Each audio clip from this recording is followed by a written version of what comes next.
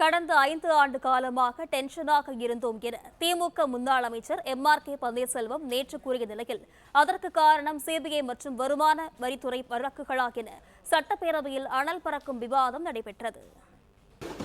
மாண்புமிகு உறுப்பினர் சுகுமார் எங்களை பார்த்து சொன்னார், அவர் நீங்கள் கூலாக இருக்கீங்க, உட்காந்துருக்கீங்க அப்படின்னாரு.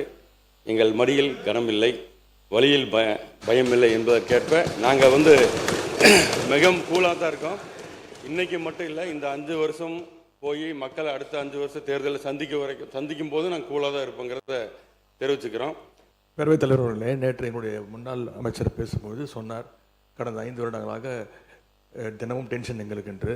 அதை ரிப்ளை செய்யும்போது என்னுடைய நீர்வளத்துறை அமைச்சர்களும் அதே சொல்லியிருக்கிறார். நாங்களும் தினமும் நிம்மதியாக எங்களும் தங்களால் தூங்க முடியல, தினமும் எங்களுக்கும் நிமிஷம் டென்ஷனாக இருக்கிறோம் என்று அவரும் சொல்லியிருக்கிறார். மீண்டும் அதை திருப்பி சொல்ல வேண்டாம் என்று கேட்டுக்கொள்கிறேன். ஏனென்றால் உங்களுக்கும் சிபிஐ வழக்கு இருக்கிறது, உங்களுக்கும் இன்கம் டேக்ஸ் வழக்குகள் எல்லாம் தொடர்ந்து உங்களுக்கும் இருக்கின்றது. மாண்புமிகு எதிர்க்கட்சி தலைவர் அவர்களுக்கு நான் தெரிவித்துக் கொள்வதெல்லாம், சிபிஐ வழக்கு இருக்குதுன்றதெல்லாம் கரெக்டு தான். எங்களுடைய டென்ஷன், எங்களுடைய முதல்வர் தொகுதியில் என்ன பிரச்சனை, மக்கள் பிரச்சனை இருக்குது, அது உடனுக்குடன் பார்க்குறியான்னு கேட்டார்ன்றதுக்கோசம்தான் நான் உங்களுக்கு அப்படி சொன்னனே ஒழிய, நான் வேறு எந்த அர்த்தத்துலேயும் நாங்கள் எங்களை பயமுறுத்தியோ டென்ஷன் படுத்தியோ இல்லை. அவர் முதல்லாம் பார்த்தீங்கன்னா எங்கள் சட்டமன்ற உறுப்பினர்லாம் எப்போ எங்களுடைய தலைவர் பேசுவார்னு நினச்சிருந்தாங்க. இப்போ ஃபோன் வந்தாலே பயம் இருக்குது. ஏதாவது தொகுதியில் ஒரு சின்ன விஷயமா இருந்தால் கூட அதை ஏன் உடனே செய்யலைன்னு கேட்கக்கூடியவர் தான் எங்கள் முதல்வர் என்பதை தெரிவிச்சு. உட்காருங்க. பேரவைத் தலைவர்களே, எங்களுடைய சட்டமன்ற உறுப்பினர் முன்னாள் அமைச்சர் அவர்களும் அதே எண்ணத்தோடு தான் பேசினார். அவர் ஒரு மூத்த அமைச்சராக இருக்கக்கூடியவர், வேளாண்மைத்துறை அமைச்சராக இருந்தவர்.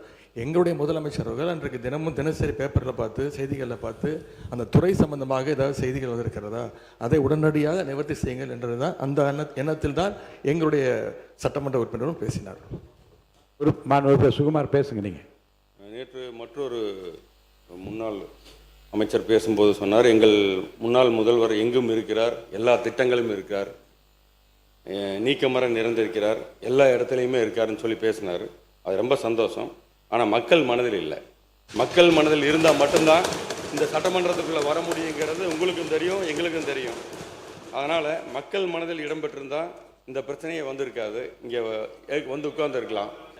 மாண்புமிகு பேரவைத் தலைவர்களே, மாண்புமிகு உறுப்பினர்கள் கடந்த ஆண்டு ஆட்சியில் இருக்கும்போது யார் கூட சுற்றிக்கிட்டு இருந்தார் என்பது உலகத்துக்கு தெரியும். எங்களுடைய ஊரக தொழில்துறை அமைச்சர் ஐபி குடன் அவர் கூட இருந்தார், பழகினார் இருந்தார். ஆனால் நாங்கள் படுற டென்ஷன் அவருக்கு தெரியும். நாங்கள் எதுக்காகனா மக்களுடைய பிரச்சனைகளை அன்றாடம் பார்க்க வேண்டும், அமைச்சர்களும் சட்டமன்ற உறுப்பினரும் இருக்க வேண்டும் என்று எங்களுடைய தலைவர் அவர்கள் கூறிய அளிப்பேன். நாங்கள் பண்ணிடுறோம். அதுபடி எங்கள் திட்டமும் மக்களுக்கு செல்ல வேண்டும். கிட்டத்தட்ட இப்போ யார் மனதிலே இல்லைங்கிறார். 1,31,00,000 பெண்களுடைய மனதிலே அவர் குடியிருந்து கொண்டிருக்கிறார்கள். பிளே ஸ்டோர் மற்றும் ஆப் ஸ்டோரில் இருந்து பாலிமர் செயலியை QR கோடு மூலம் பதிவிறக்கம் செய்யுங்கள். செய்திகளை உடனுக்குடன் பெறுங்கள்.